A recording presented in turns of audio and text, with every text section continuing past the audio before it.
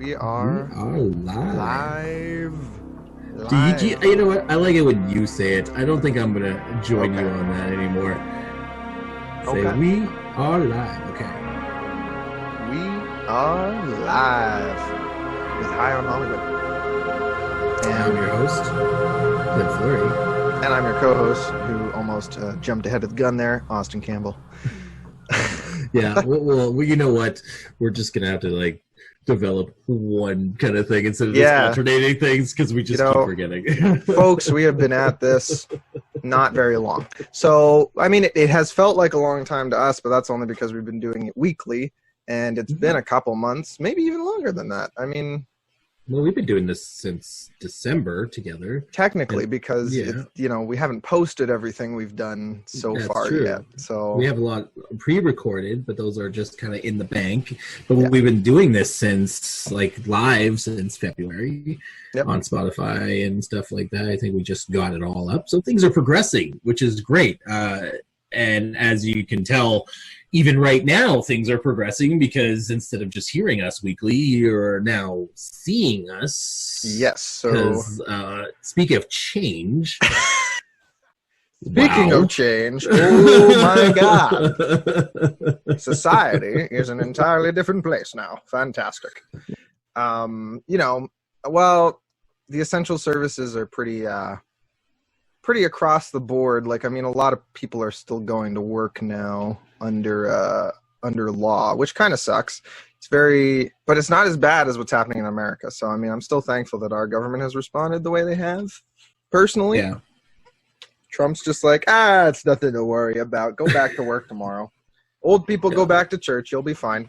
Don't worry. Our government's cower, get in your homes. Literally, our prime minister is begging the populace. He's like, enough is enough. It's not even just the prime minister. It's all our premiers, everybody, every single politician, to our mayor, to the district health.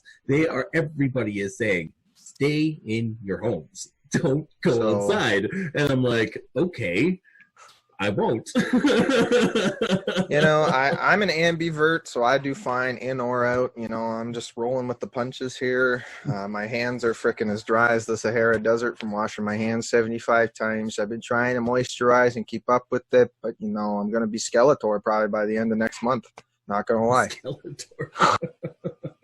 Not going to lie. Yeah. I'm going to be looking like Fred Krueger by the end of this whole thing. You know what I'm saying? Burned alive.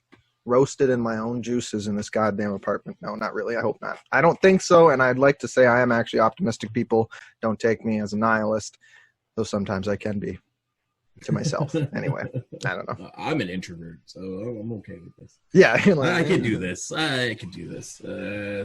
It's not impossible. And that's just true anyway. To all of our friends out there and any extroverts out there who are having a hard time, know that this will pass. This too shall pass. It's not like you can't go outside either. Too. You can go outside. You don't have to go into large, big ass crowds like at the grocery store. Pick off peak hours, which are what are off peak hours? That is a question right now, especially because everything seems to be peak. Yeah, you just go in there, grab your shit, go home, and that's probably where you should take a shower afterwards and wash your clothes and do all that stuff. But you know what? There's nothing wrong with walking around nature, and there's no better isolation. I thought you were going to say there's nothing better than walking around naked and just... yeah, definitely. You should. Everybody should just get out. Get out. It's still winter and cold. Walk around naked. Yeah, show the world that you're free and you're not afraid of this coronavirus, this COVID-19. Just freedom. Solidarity. Do what Glenn Beck says. Die even if it means saving the economy. For God's sakes, people. Even though he's sitting prettily in his quarantine, as you pointed out on Facebook, Clint. I didn't really notice that. I did not, I genuinely didn't even think about that. I was just like, wow, what a dick. But no, even more of a dick. Wow. Well, yeah. This is an influential person. Yeah, exactly. Who's nice and safe, probably pretty well off in terms of wealth, and is basically like, oh yeah, general population, get out there. You're fine. I mean, even the picture. I mean, the picture looked like he was in a fucking bunker somewhere. Knowing Glenn Beck probably was, but you know, yeah. I mean, it's just yeah. We don't need bunkers. I don't think. I'm gonna knock on wood just because I don't want to jinx us. But I really feel like, yeah, exactly. And because this isn't the zombie apocalypse, this is not the time to hoard your teepee, which doesn't even make sense anyway, I'd like to point out. And I mean, like, my mom was telling me down in London, I mean, you still, like, my Aunt Sue texted her because my mom doesn't want to go out right now, that all the meat is still sold out everywhere. And it's still just effing nuts, just nuts out there. I'm like, down south anyway. Right now, I mean, I feel like people, especially because they're going back to work, the stores are probably just full of old people, if anything, right now. Which is good, because, I mean, hopefully that means this is an open time for them to rush in, get all the stuff they need to stockpile with their pensions, and then get out and get home. That is not happening. No, sorry. All the old people are under lockdown. Well, like, yeah, the people that live in all the anyway. good children, their good children are doing all their work for them. That's hopefully fair. I mean, I told my mom. Not everybody has. I told my mom if she needs anything, and I hope my mom knows that if she needs anything, I'll go and fucking get it for her, rather than her going out to the store. I mean, that's bullshit. My dad is going out for my grandparents whenever they need groceries right now, so. Which I'm still a little leery about because, I mean, he's over 50 now. No offense, Dad, but I'm concerned about you and I want you to be safe. That's it. We're loving children. Yeah. If I was in London right now, I would be the one offering to, like, me and Dylan, I'm sure, would be the ones offering to run all over the place for people. Oh, for sure, man. But that's kind and courteous, and that's it. Just remember out there, I mean, we're all panicked. We're all scared. Just be kind. Be as kind as you can, and we could do this together. Exactly. And that's the main point. And as long as we can access the internet, the powers of the internet, and video chat with your friend, and watch scary movies, and contain nightmarish villains that. Oh my God! I have so much to say. Really, really weird and crazy things. Some surprising things. I do remember years ago when I was like in my like super, super horror phase. Any of the movies that I didn't have time to watch, I read about on Wikipedia. So I was familiar with all of the nightmare films just based on their plot synopses and everything behind the scenes I'd read.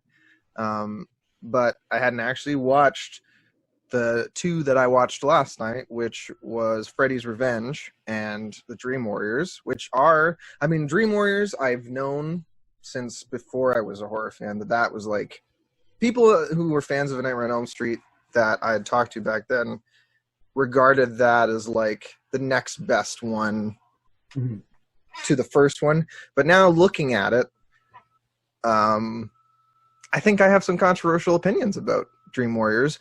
That being said, of course, I love the return of Nancy, and I can see why that would make people, it feels like a good natural progression for her character, I have to say. Even the ending, although I have an issue with that too, which I'll get to eventually, because I'm very interested from someone who has seen these films countless times now. What you notice about them? Because I don't even think countless could describe how many times I have watched these movies. And of course, like, we are talking about Nightmare on Elm Street. I hope you all know that. Yeah, and I don't think we're going to dive so down deep into Nightmare on Elm Street that I think we'll probably encompass just the 3 movies this time around, and maybe we'll probably talk about the other ones, because there'll be crossover. Because not to say that the 4, 5, and 6 are not worth talking about, because they are, especially Freddy's Dead. There's a lot of Freddy's Dead. But I think the first 3 is probably will compass a lot more of our discussion. Well, and as I said, elements for what they are. I mean, they are those three movies. It's a long series. Probably we'll start with the first three. And that's because also I'd like to point out people that I still haven't seen. I've watched, and this is the only reason I actually do know that Freddy's Dead is kind of bad, because I started to watch it a long time ago, and I think I made it like 45 minutes in and shut it off. I was bored. It was boring. I was bored and confused, and that I remember. Those are my initial it was a long time ago. I don't remember much about the film other than I watched up to I remember Johnny Depp's cameo on the TV randomly, because I had watched the first Nightmare on Elm Street recently at that point, and I was like, cool, they brought him back for a little thing. I can forgive you for that. I mean, Freddy's Dead it's not the best one of the series. It is and you know what? There's significant reasons why Freddy's Dead is not the best one. It was time to kill him. That's it. It was done. It was over. 5 didn't do well, and there was no more ways they could exploit more money out of this character. And then you have to understand who Bob Shea is as a person. Yeah. Anybody who loves Freddy and loves Nightmare on Elm Street on Shudder right now, there's Never Sleep Again, which is a documentary. It's like, I need to watch that. I think it's like 238 minutes documentary on all the movies, and that's so cool. This Bob Shea guy, he was the producer. He's basically the guy who made New Line Cinema. Yeah. And he is a douchebag. Like, he is I don't know, maybe he's a good guy in some sort of way, but as a business person, it's like, this guy's ruthless. This guy is just in it for the money, does not give a shit about the character, there's no passion for anything. It's all about money. And what that character could do for money. So outside of his business life, yeah, he could probably shit fucking rainbows, but as a business, the guy's a goddamn fucking, like, he's not a person I would go into bed with at all. You know, because he will fuck me, and he will fuck me hard. He will slam me onto this table, and he will ram it right up my ass. And you know what? So that's what you get. You get shit. You know, that's it. That's what happens. I'm okay. I think there is a fringe in the Nightmare fandom, right? And I think you'd probably agree with this. Mm-hmm. Of people who fall into either one of three categories. I'll say three because I think there's a middle mix kind of Venn diagram ground. Jokey Freddy, horror Freddy. And there's the middle ground where you have kind of like, I think Freddy versus Jason captures the mixture well, because I think, and I read a little bit about the Dream Masters development because I was going to watch it last night, but it was too late. I was like, I can't stay up and watch this. I'll fall asleep. And I don't want to fall asleep. I'm like, I don't want to fall asleep. I can't fall asleep. He'll find me. No. That's when the writer, they did an interview with him. And literally the studio and him were like, the audience wants to see Freddy. He's the hero now. He's this jokey, quippy character, so we got to bump it up. We got to make him the hero. We got to make him the one the audience roots for. So that was kind of the mandate immediately following. And even through the middle of production on Nightmare 3 was Freddy is what people are here for. The jokes are starting to stick. And what are people paying for? Not Heather Langenkamp, apparently. No, so, apparently not. Even though she gives an amazing performance in that film. And my only critique of that film, and I'm interested to see if you'll agree with me, because it's a minor-ish gripe, kind of makes or breaks a film. It's the music. It is so of its time, it kind of took me out of it. The synth is so hardcore and bad at some points. There are other moments where there are nice callbacks to the original theme, and there are little bits that are good, but oh man, it took me out of it sometimes. So do you want to go backwards or do you want to go forward? Yeah, I know. Sorry. Like everybody wants to talk about 3, and because that was the big debate. Because I'm excited to get to 2. Don't worry, because that's. Oh, don't worry, dude. I'm very excited to get to 2 too. Yeah.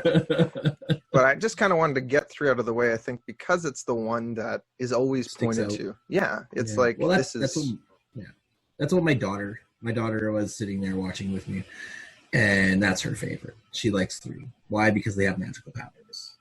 And I also would argue that 3 has the strongest female characters next to the first far. one, right? With Nancy. I would argue that too. Maybe that could be definitely a reason why. Yeah, I'm not saying that's the only reason why, obviously. She that's her favorite. Her favorite is Nightmare on Elm Street, right? She doesn't mind Jason, doesn't care for Michael. I don't know. She'll watch some movies with me, but you know, she does like It and stuff like that. But it's always Freddy. Freddy is the one that is the reason why I watch it so many damn times, because that's why she wants to watch it. So, and I'm always down to watch Freddy. Well, and I will say, the second one. Because really, okay, yeah, to get it out of the way, the music was really my only issue with the third one. Otherwise, I think the only other issue I had with it was the ending scene with Nancy and her dad, because that was initially, because it just seemed like it was going to be corny. I didn't like that it was a fake out either. It felt awkwardly written. But the rest of it was such an amazing concept and such an interesting idea that it kept me pulled in through the whole thing. And it's the first time you learn that Freddy is the son of 100 maniacs. Yes. So, and that develops more of his backstory, which is because before that he was a phantom. He was a figment. Yeah. He was a ghost that haunts people's nightmares. And this made him more, just gave him like that backstory, put him front and center as something more. He was a human, and that developed his humanity in some way, not, or lack thereof humanity. Right. Because there is, like, Freddy as a character, one of the biggest problems and issues that I have is with Freddy as a character is that when people put him front and center and make him the hero, that they tend to forget that this is a child molester. That's what I kind of find still to this day problematic about that statement that I read to this day. I read it last night, but my point is that you could tell that was the mandate through the whole thing. And even when I was younger watching Freddy versus Jason,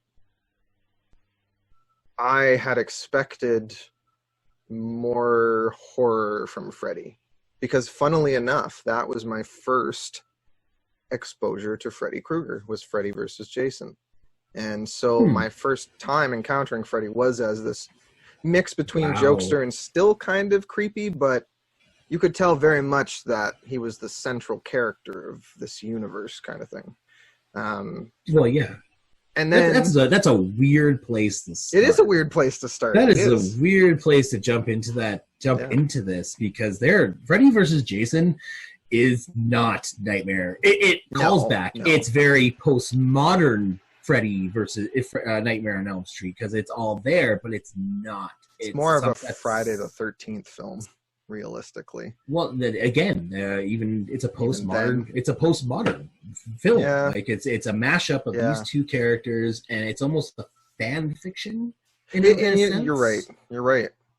And that is a weird place, because you're already supposed to know everything about Freddy when you're jumping into that movie. On the other hand, watching it as a newbie, it also pulled me in. It made me, it had the opposite effect of, like, it didn't obscure anything or feel too opaque for me. It was very okay. So because I had, like I said, I'm you can relate, right? Like, I was locked in my brother's room with him while my family was watching horror movies out in the living room, and I'd sit by the door every time my brother wasn't looking, and I'd be like, "Oh my god, I can hear it! What's happening? Somebody's screaming!" And then my brother would be like, "Hey, get away from the door!" So I always had this notion, and I watched commercials and stuff. Whatever I could consume when I wasn't allowed to, I'd find whatever was like the closest enough to that. So I'd read a lot. That was the time when I was Wikipediaing all the plots, trying to find out what these things were about. Then I'd read them, get a little scared, because I was like, oh my god, that's so creepy. I wonder what that would be like on film. You know what I mean? Mm-hmm. And then I got old enough to watch them, and I I wasn't real. I mean, initially I think I was creeped out by them, but not to the, like, I wasn't scared. And that's when I realized I'm just a horror fan. Like, I just love consuming these and watching them and being entertained by them. If they can scare me, then that's like, fuck yeah, like that is like, yeah. Well, that's the level, right? That's yeah. the level of horror. That's what did it for me with Nightmare 1. Nightmare 1 is the one that my introduction to Freddy. Good, of course. Yeah. And I think it was like 5 or 6. And my parents let me watch it. My parents let me watch it. We watched it.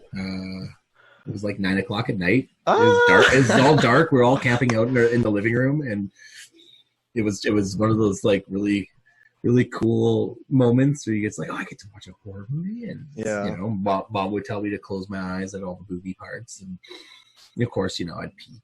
Yeah, of course. And that terrified me. That movie. The fact that this monster can just jump into my dreams and twist my dreams into nightmares and kill me. I'm like, how do you fight that?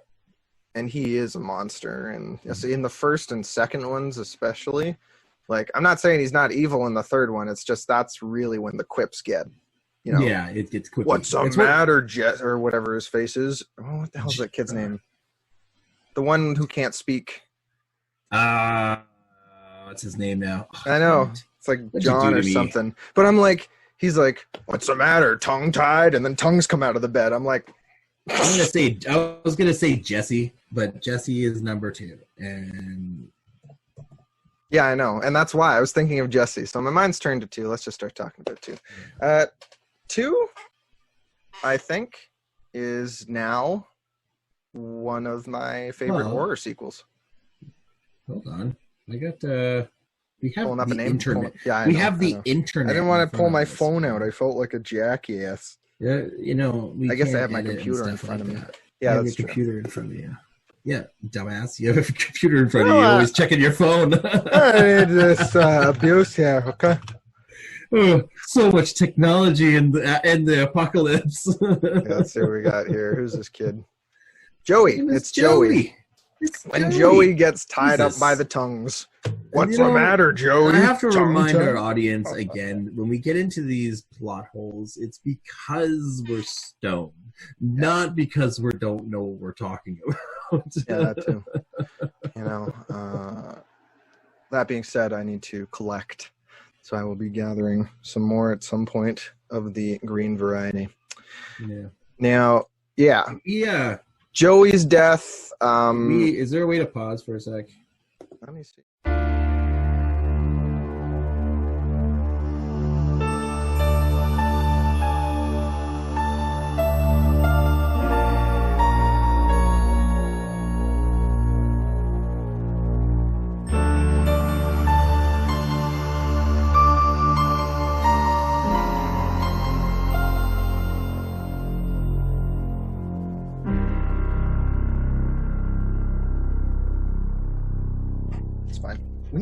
You're recording? I'm recording. Yep.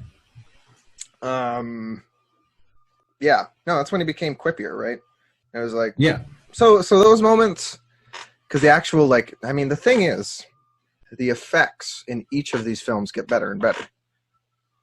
I think. Yes. I'm only up to 3, so right, I don't know if they do actually continue to get better or get worse. Oh, definitely. Their set designs get more and more intricate as they go along. They become more and more gothic in because everything had to become gothic in like 4 and 5.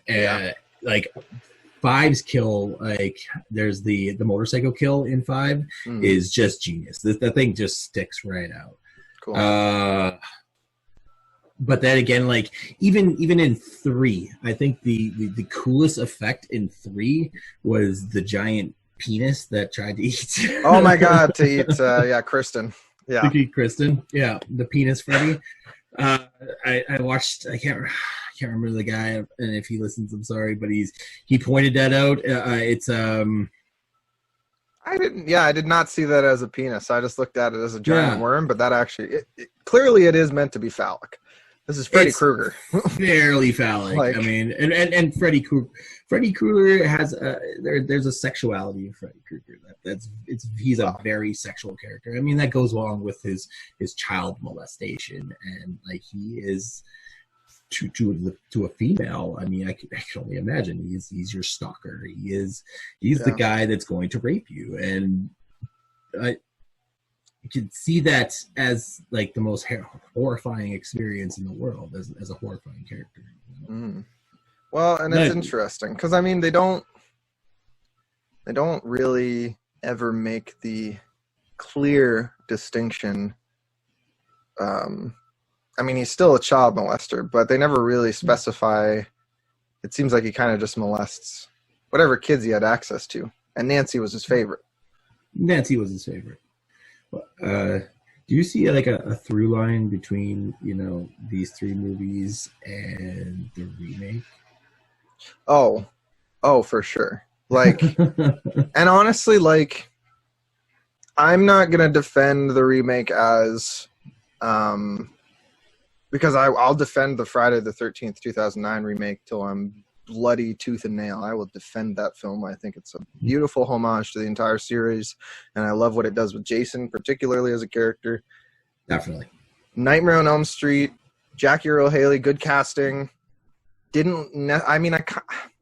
feel like I saw a lot of concept art because I was so psyched for that remake. At that point, I had seen the first one, and I had, I tried to watch Freddy's Dead. I was a huge fan of Freddy vs. Jason, and I'd watched most of the Friday the 13th series except for like the best ones, of course, which were I heard the one where is it a psychic girl? I forget what is that part 5, part 4? That's 7, I think. That's even further. Okay, there you go. Yeah, that's the psychic girl one. Yeah. It seems like whenever kids fight back at these horror monsters, that's the next best version of that. You know what I mean? That seems what people respond to in these films. It's the hero's journey. It's a tale as old as time. It is that we are taking back of our taking back of oppression is always told as through violence, right? So we have to take back what was stolen from me, and we have to overcome adversity in the most bloody and violent ways. It's awesome. What does that say? As a question for you, what does that say about Freddy as a character post Nightmare 3? Would you say that he is sent on a hero's journey of his own, reclaiming the souls of the kids of Elm Street? Is that a hero's journey from the writer's perspective when they are like, we need to make... It's a very... Where there is a hero's journey, there's a villain's journey. There has to be a villain, of course, yeah. And that's always like... Because when you look at it as a hero versus villain kind of dichotomy, they're mirrored images, right? They're just opposite. It's bizarro. Yeah.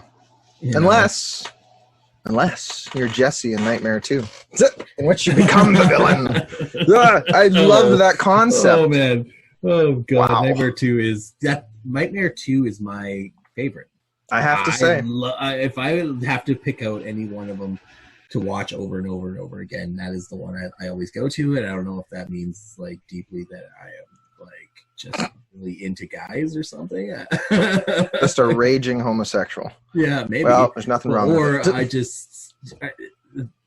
What fascinated me about that one is that literally Freddy coming out of him. Yeah.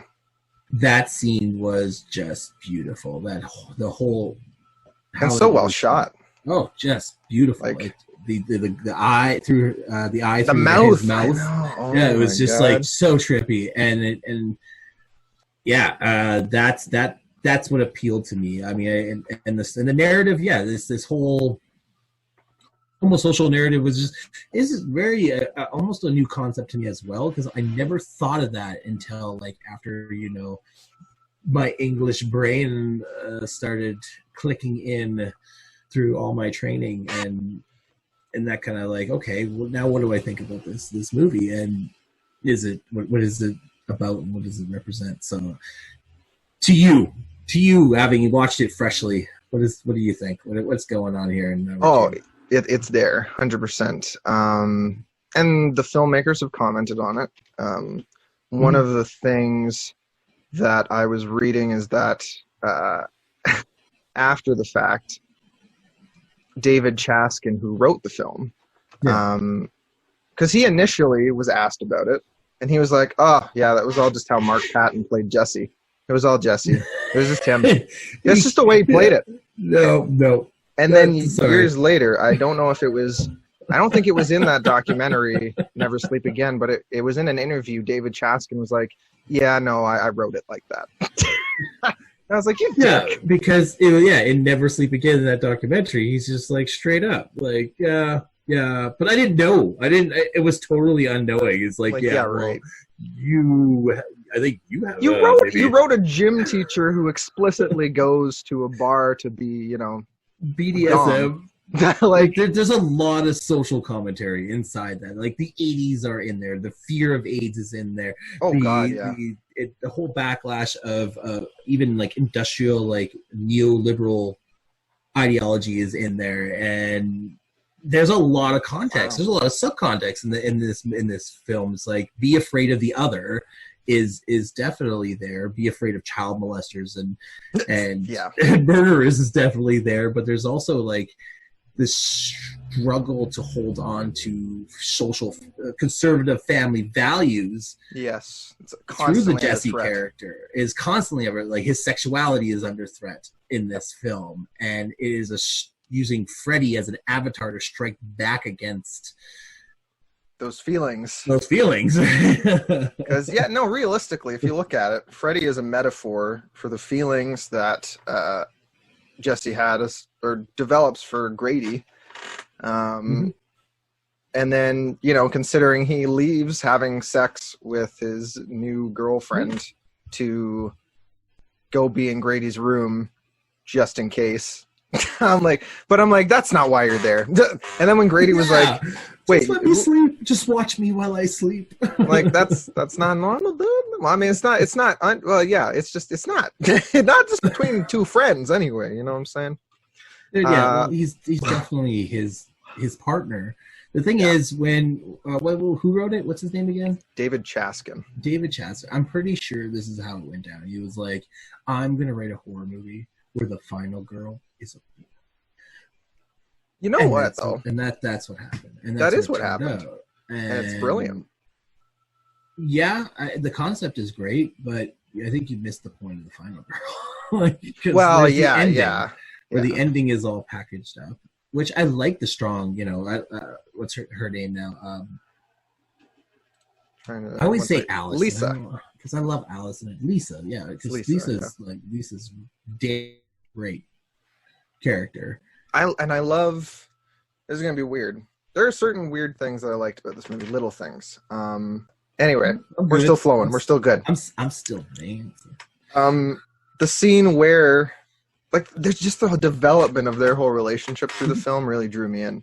I really bought it, and I really enjoyed the chemistry between them. And even the moment where they kiss, I was like, wow, that just seemed really genuine. Like, you can feel the chemistry between the actors, which is funny because Mark is gay.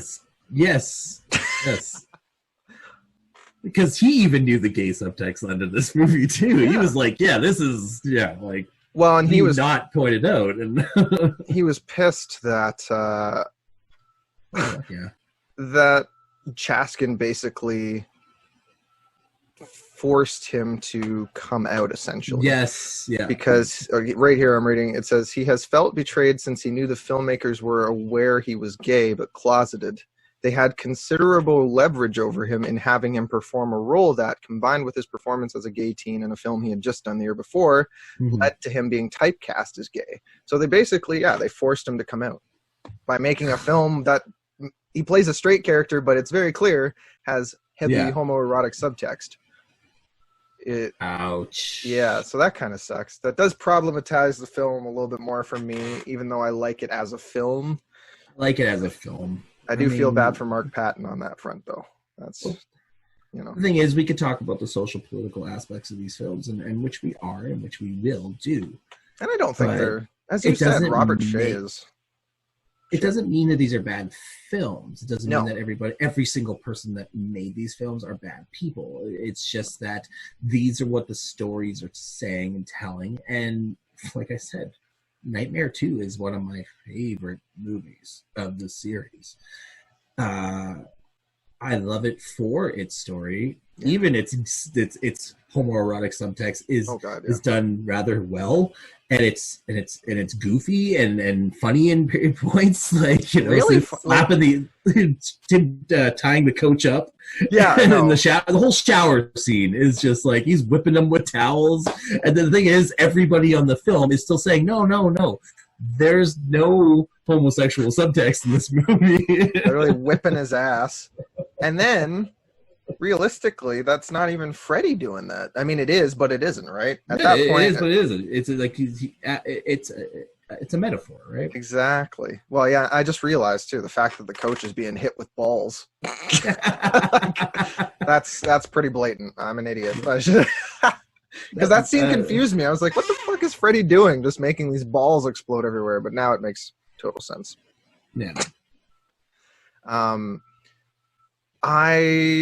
have to agree with you. I think that you can't argue that it's not a well-made film. It still made me laugh my ass off randomly. It went and still also made me very scared for the characters at points where I was like, oh shit, you know what I mean? Like I was still, and I think part of that had to do with Freddy being so much more of a parasite. Yeah. Yep. Just like, that's what I thought. I thought the opening of Nightmare 3, where she's papering the house, I thought that was going to be the scene that they clearly shot for Freddy vs. Jason, but I thought it was going to be this scene because Freddy vs. Jason does use archive footage from the previous films at the beginning just to kind of recap. Yeah. So that's how I saw some of the coolest deaths from the Nightmare series without actually having seen those movies. And then, for example, last night watching the marionette. Oh, that is like. That's the guy. I like that one. I haven't seen the motorcycle kill, but I gotta say, that kill kind of takes the cake for me in some ways. Just from it's just each iconic.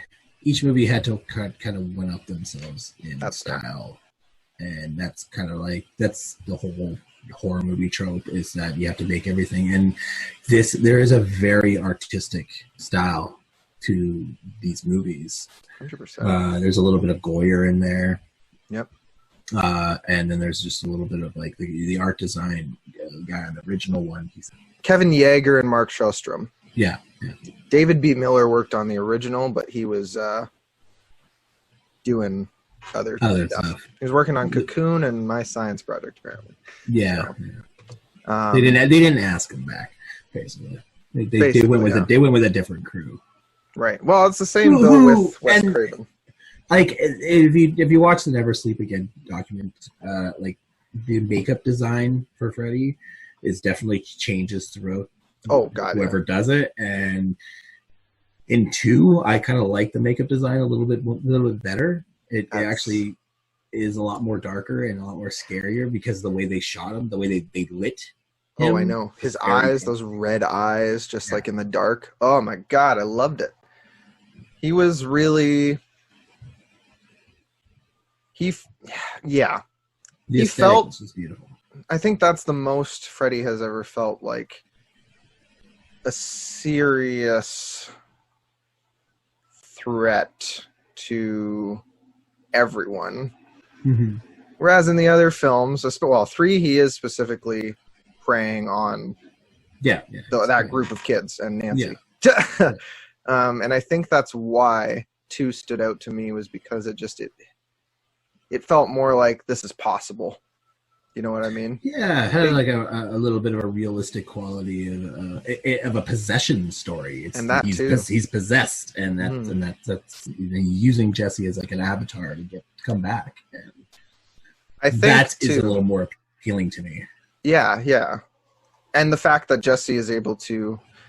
I was ready to be sad if he was actually going to die with Freddy at the end. I was ready to be sad. Yeah. I was like, man, this is going to suck for Kim, and I'm just. Lisa. Kim is the actress's name.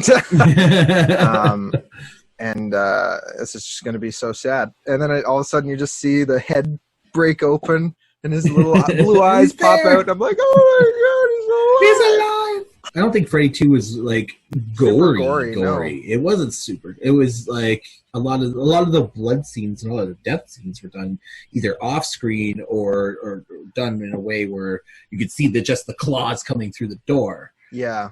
It was. You're right. Implied that he's dead. You're right. Or like they didn't shoot.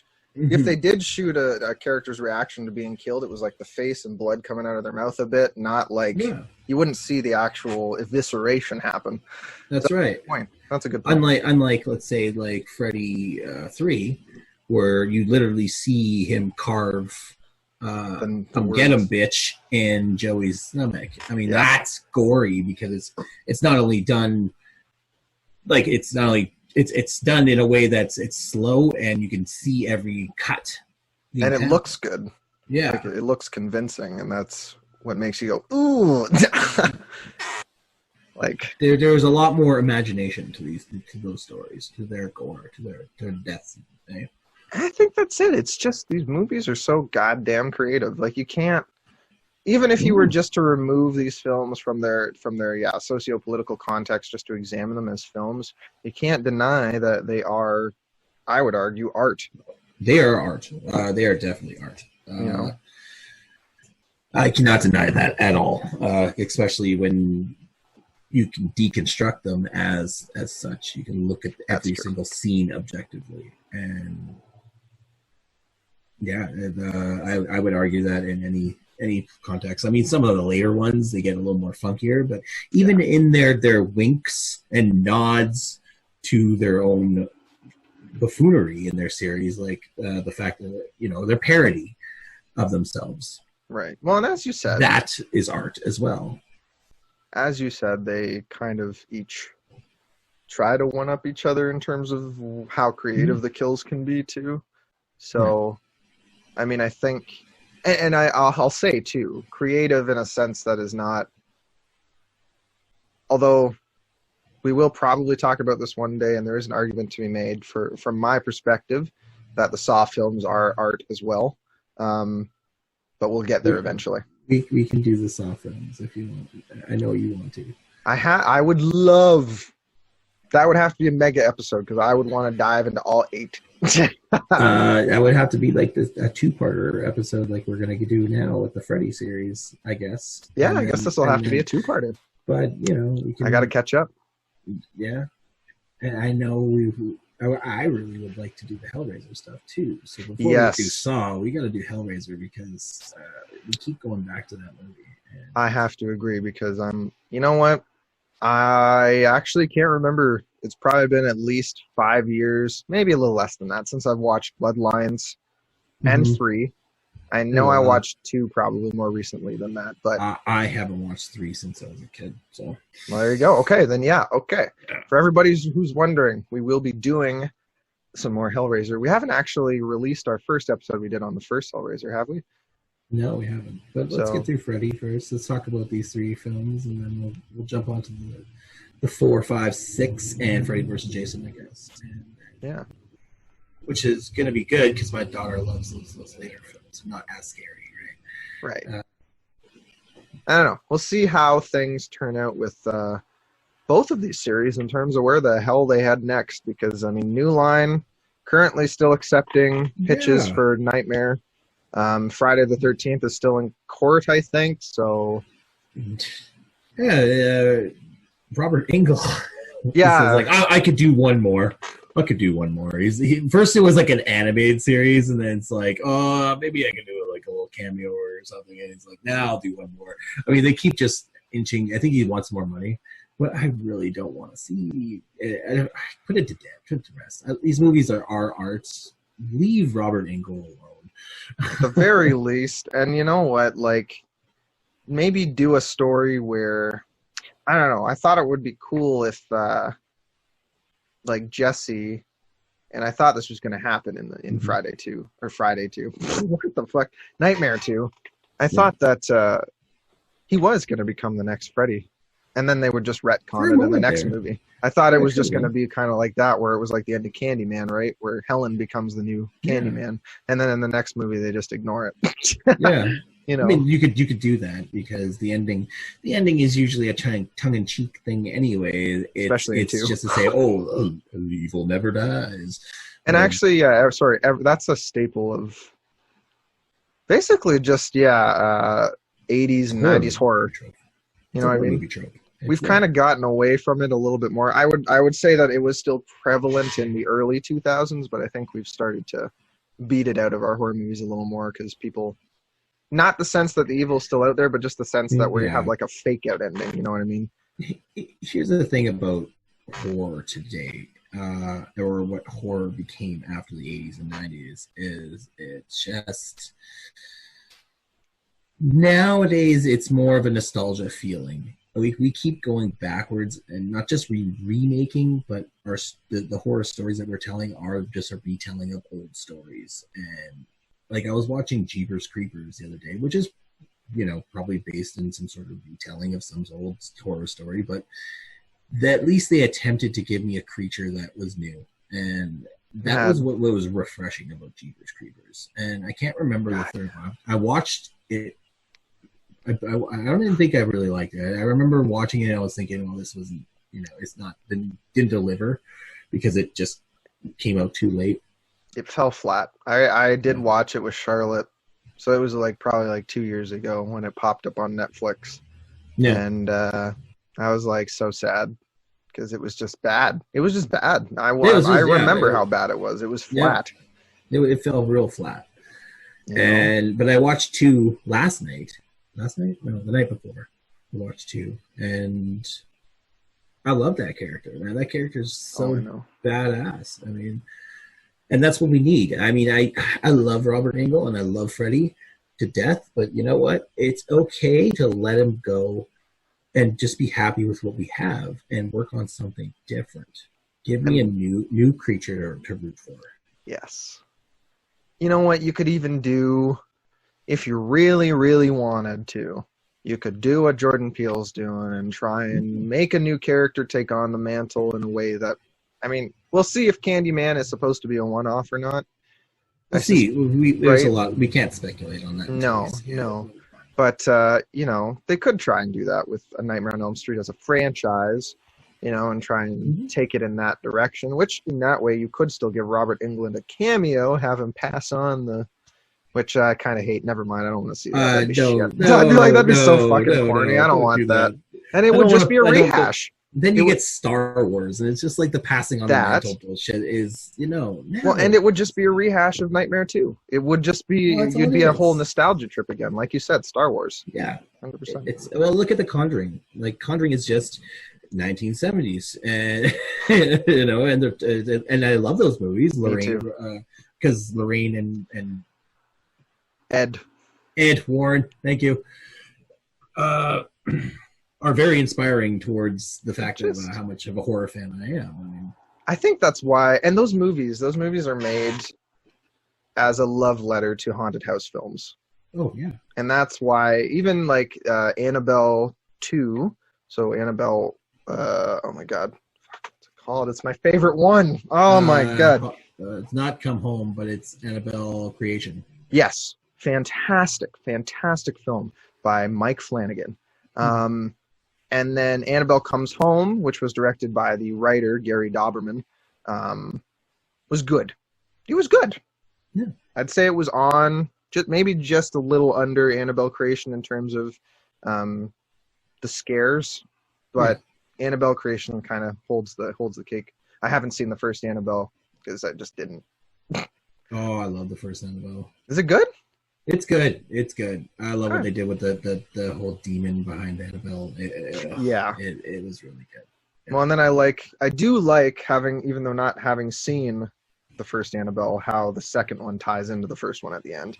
And then, you know, but no, The Conjuring is just, I'm drawn to that series because it is just such a homage to everything I already loved. You know what I mean?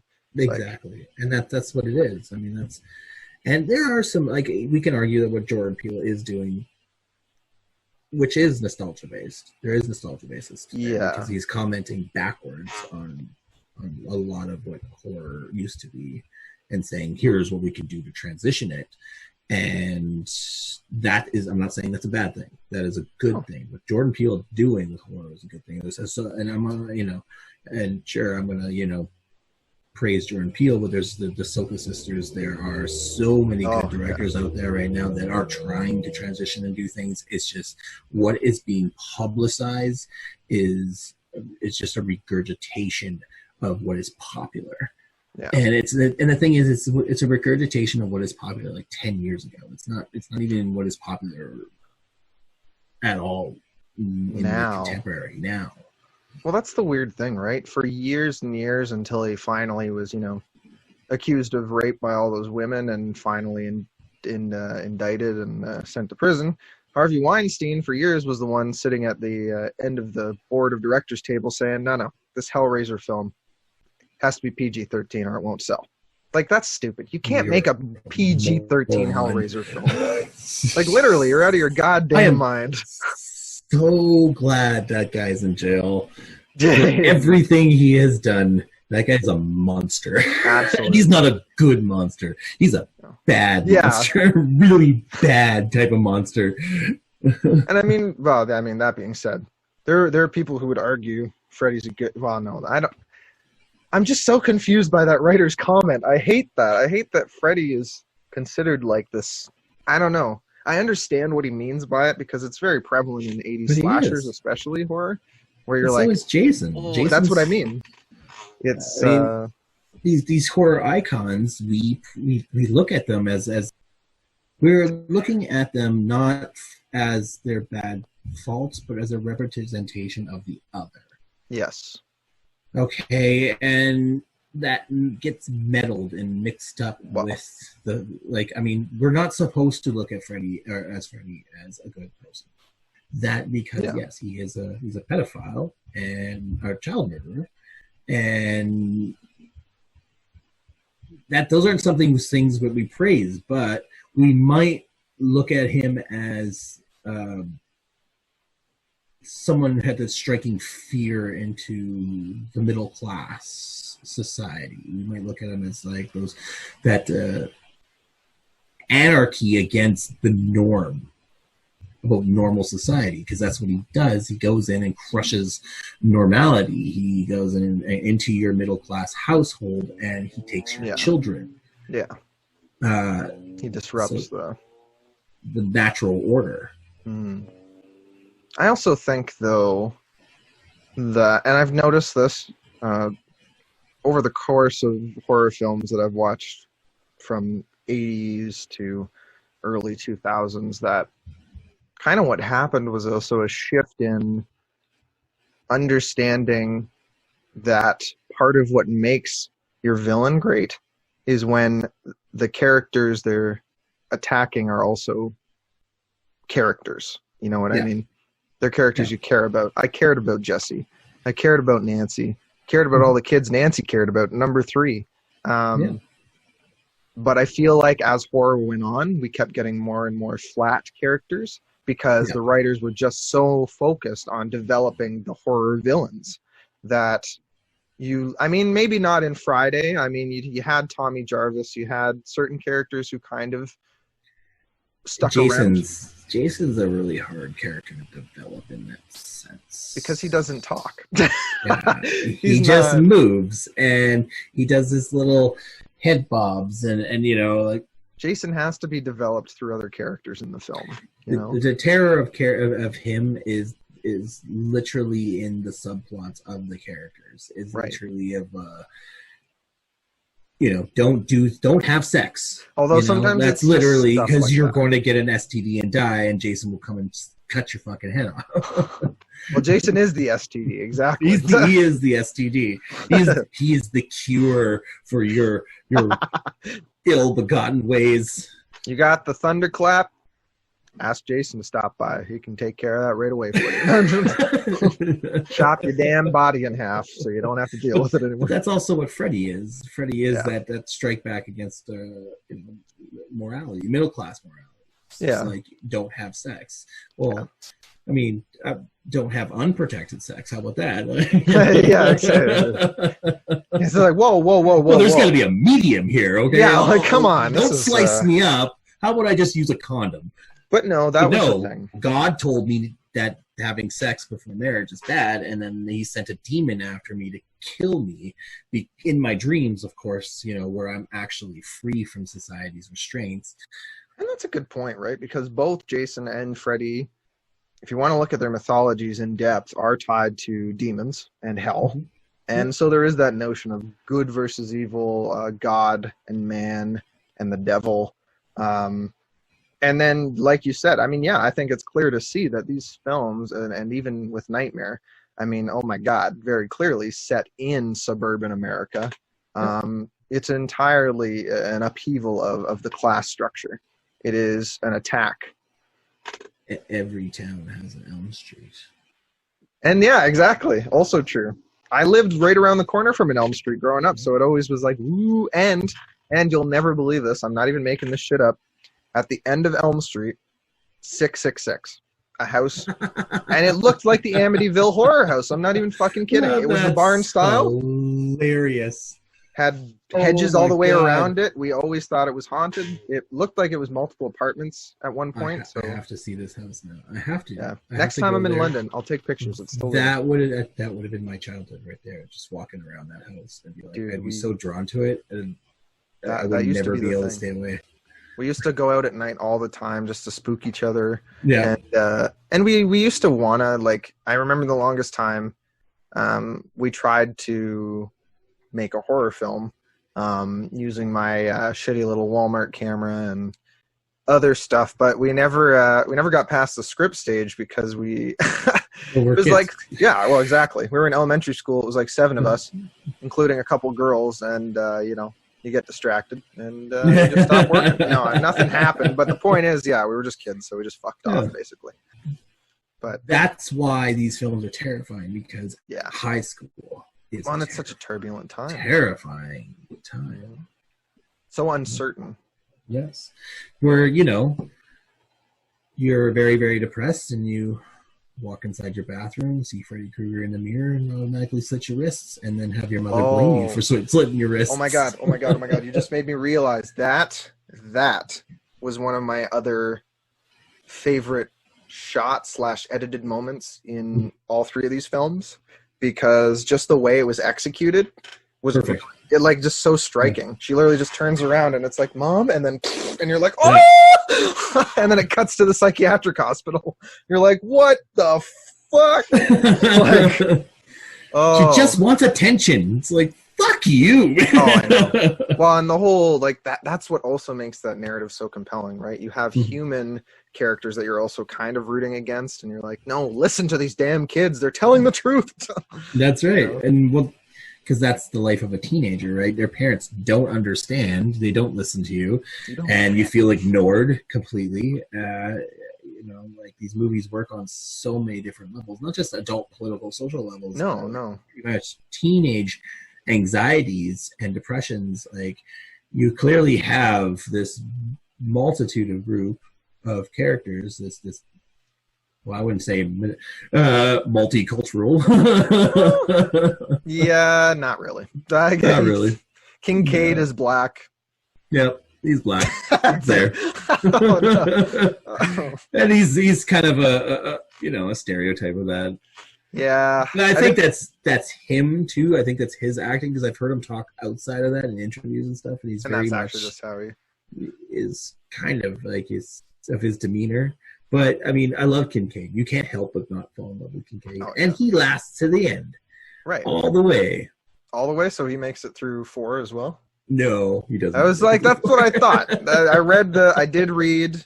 But he makes it through 3, and that's okay. He made it through one whole movie.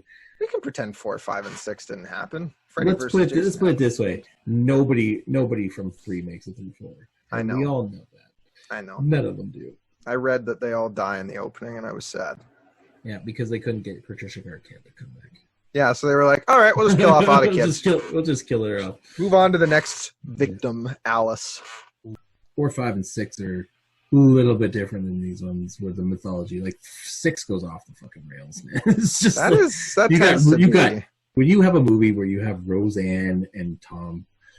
Oh God, Tom Arnold do a cameo, That's the one thing. Actually, although I will say, It's I over. liked Zsa Gabor and Dick Cavett's cameo in that 3. was really It cool. worked because It worked. it wasn't too much. But I can see what you mean. If you, that's Welcome a lot. to prime time, bitch. Yeah, that was hilarious. Literally, Dick Cavett just turns. He's like, "What?" And then it transforms to Freddy's face, and I was like, "Cool, that was cool."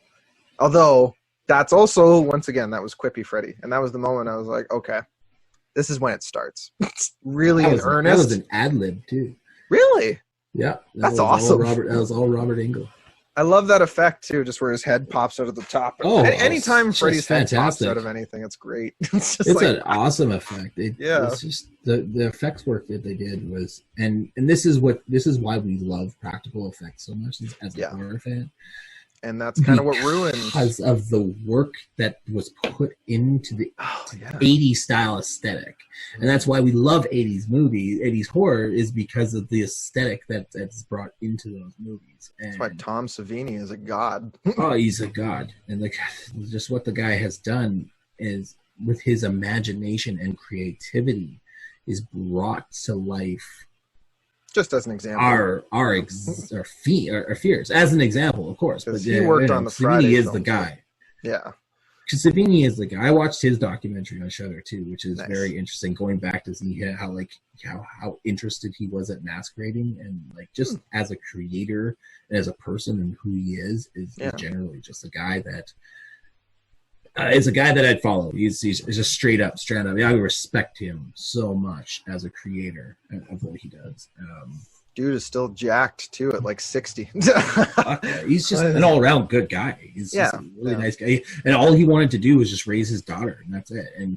And he couldn't. And he tried to make it, but he leveled out at a certain point where CG came into effect, but he still does, and he still does everything for now his granddaughter, and an all-around respectable person. Going back to how the loss of practical effects not total loss, because we do still have practical effects today. It's just they're not always front and center, and if they are, they're usually enhanced by CGI anyway. Yes. My issue with the 2010 reboot is the CGI. It takes me right the fuck out of that movie. It ruins it. It ruins the goddamn movie. If you didn't have all that CG, I think it'd be fine. I think that's what ruins it for a lot of people. It certainly did ruin it for me. It was CG heavy, and it looked hokey, and it didn't we should have did more practical effects. I will defend that movie because it is complicated, and it has a very problematic ending, and narratively could have been done better. It's just very jumbled, and it is a mess of a movie, but there is a potential to recreate that story. And as a potential to recreate that story, that's why I respect the remake, because they could have done something better with it. They had it. It was there. It was, and to put it up to that second level, to be able to say, okay, this is art and this is what you have. You have something really good. You didn't quite make it to the grade. You had a moment. It's like they were. It's like they were trapped, though, between that notion of doing something transformative and doing something artistic and sticking to what's worked. You know what I mean? In terms of narratively, anyway. It was very okay, we're not going to take too many risks. Although we want to maybe suggest. I liked the suggestion that maybe Freddy was innocent and that his revenge was due to... I did. I thought that was creative and a nice little, as a red herring. Yes, because I liked it as a red herring. I still think he should be a child molester, but I liked it as oh shit, what if these parents are actually fucked up? You know what? And it kind of it kept me interested in the story, because it literally was almost a not a shot for shot remake, but it was getting pretty damn close. It was getting pretty fucking close. So you gave me something new and intriguing to set my sights in or sink my teeth into. So. And I love the score of that film. I love all the casting. I'm sad Rooney Mara, if you watch interviews with her, she did not have a very good time on that film. The original ending is much better. If you watch the alternate ending, it's so good. I think, I did. Yeah. Fuck, that movie was so. It could. Yes, I agree. There's potential there. And that's why when people pan like really like movies, you could like even Rise of Skywalker, I could even go back to that movie and say, okay, there was something here that could have been better. It could have been that singular movie should have been the whole trilogy. Is what the problem was. Yeah, there's a lot of problems. Let's not. Yeah, we can't even dive into that. That's a whole other can of worms. Fuck. I'm sorry I brought that up.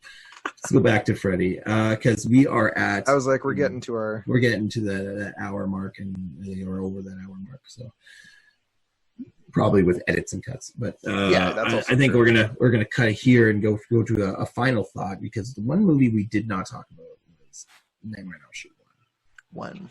And we barely even really talked about all the movies, but yeah, let's talk about the original movies. And before because like I said, I still haven't seen 4, 5, and 6. I can't really talk about them if I haven't seen them. You know what I mean?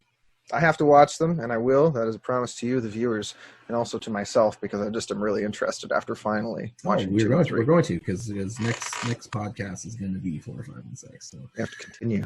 Yeah, we have to continue this discussion. But I want to leave us on a note on Nightmare 1. So obviously, this is the definitive one. This is the introduction to the character. Obviously, we got Nancy, who is the most memorable final girl besides Jamie Lee Curtis. Yeah, pretty much. So what I want to ask you is, what is bad about this movie? What is bad about A Nightmare on Elm Street? Yeah, what is bad about A Nightmare on Elm Street? If you could find one bad one thing that really bugged you.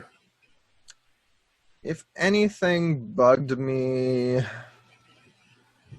was probably that I wanted more Freddy.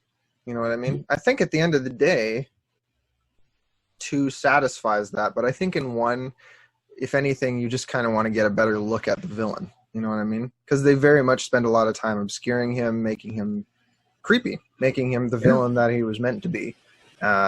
And even his voice, it starts out so deep at the beginning of the series, and lightens up you can literally hear it over the course. I was starting to, hear more Robert Englund than Freddy eventually. Mm-hmm.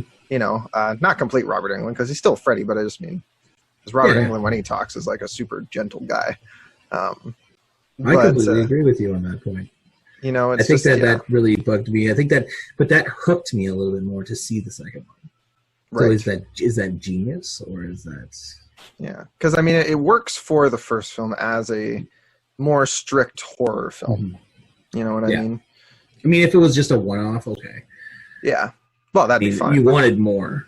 You know what bugged me about the I'm intrigued. No, what was your ending? The absolute very, very end, where she puts into the door, where the mother gets pulled into the door. Yes, and that's what I was talking about fake outs being kind of inherent to this series. It seems like, and then apparently that is kind of canon, because her mother is dead as of 3, and it said Nancy says she died in her sleep. Right? Yeah, so I'm just like, in 3 she died in her sleep. Yeah, but number 1.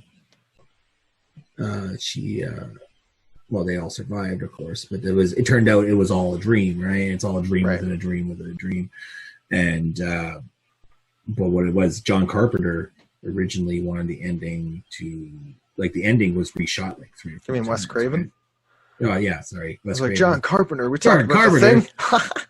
Or no, Halloween. Yes, The Thing, Halloween, a lot. John Carpenter has inspired a lot. The Fog. Wes Craven had shot 4 different endings, Because, but Bob, he wanted to have the mother get pulled away, because no, it has to continue. It has to have that hooky hook ending. And I'm like, and honestly, it just looked bad. It looked like a fucking doll being pulled through, and it just didn't good. And where it should have ended was with Wes Craven when he, panning over to the children and singing, and then that should have been cut. That should have been it. Car, with the car driving and the hood coming down, and it's the color of Freddy's sweater. That is more than enough that you need. You didn't need that ending part. So. And I would have to say that literally extends to the remake, because they did the exact same fucking thing, and I hated it. I have to agree. That is what made... You know what? That might actually be what ruined the remake for me. I saw it in theaters. I was pretty much loving it right up until that point. Literally when it ended and Freddy's glove came through the mirror in that movie and right through the mom's eyes. Ruined it. Totally ruined it. Yeah, fuck. All right. No sequel for this guy. That's all I thought. I mean, but yeah, Bob Shea clearly wanted to make money. He wasn't wrong. He had lightning in a bottle. I mean, Freddy was a great nightmare that Wes Craven had and decided to translate to screen. Trust me, Wes Craven and Bob Shea are not friends. I believe that. Because they asked Wes Craven to come back for 3, and he gave them a pitch. They hated it, and they did their thing. And then after that, after the fact, after they literally told Wes Craven, fuck off, we hate your idea, we're going to do our own thing, months later, they contact him and his writing partner to be like, so you want to do some touch-ups on the script? And, so, of course, Wes Craven was like, boom, motherfuckers. Same with Patricia Arquette when it came to 4. Although she does regret, like she said she does still have fondness for the Freddy franchise. She just wanted to be a serious thespian, Yeah, she wanted to do something else. So and you know what? Yeah, at that point in time in the 80s when your career is horror, you're not a serious thespian. It's not taken seriously when you want to advance your career as an actress.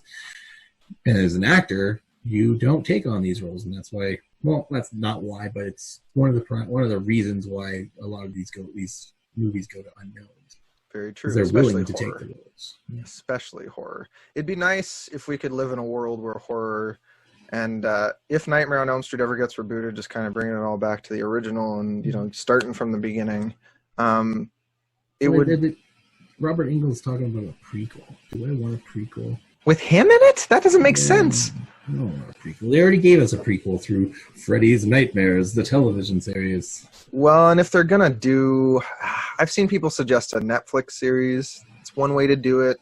But it can't be an adaptation of the first film, and I really don't think a prequel would be good because... Just leave it alone. How do you make a prequel anyway? Is Freddy just a human villain? Is that the idea?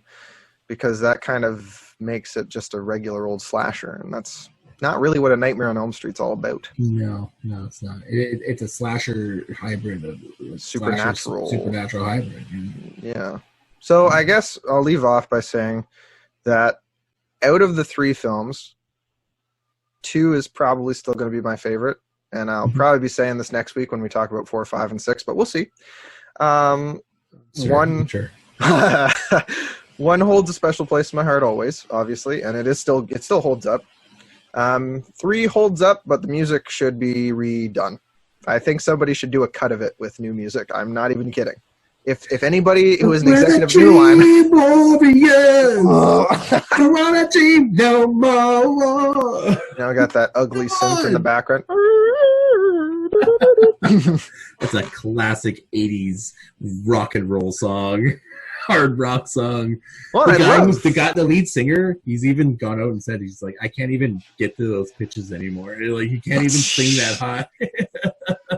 That's amazing. Not surprising though. Although I think Steven Tyler can still even hit the high note and Don't Want to Miss a Thing. So I mean, come on. Actually, I don't know if that's true. I don't know. That guy, I would figure that guy would just like just fall into dust. Yeah, pretty much. Same with the Rolling Stones. You can't blow on them, or they will literally fly away. Dishevel. Yep. They're just ash put together. There's pretty much at this point. That's why they only play indoor stadiums. Yes. No, I'm just kidding. I don't know. But I think so I think that's where we'll leave off for today. Yeah, I think so. I'd say that was a pretty damn solid discussion about the first 3 Nightmare films. Mm-hmm. And next week we'll be talking about 4, 5, and 6. Yeah, sounds great. All right. Well, I hope you all out there stay safe and healthy. Remember to wash your hands. Wash your goddamn hands, please. And just chill out, stay inside. Listen to some podcasts, and if you're interested in getting a hold of me, you can find me on Twitter at cflurry315. You can find me on Instagram at cflurry315. You can find me on Facebook under Clint Flurry. And you can also like my page on Facebook, which is Midnight Dreamscape. And you can like our page, High on Hollywood, which is on Facebook. Yes, you can. As well. I mean, there's so many social medias out there. Holy crap. Maybe we should just advertise just one. Yeah, no kidding. Well, we will. This will be our last run of advertising around. You can find me on Twitter, Twitter and Insta under Afrotastic27. You could find me at my WordPress site, that Fro Ninja, journal for a dude with high hopes and low funds. You could also find me on Facebook under Austin Campbell Copywriter or under High on Hollywood, of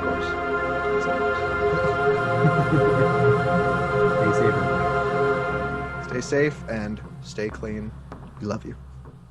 Goodbye.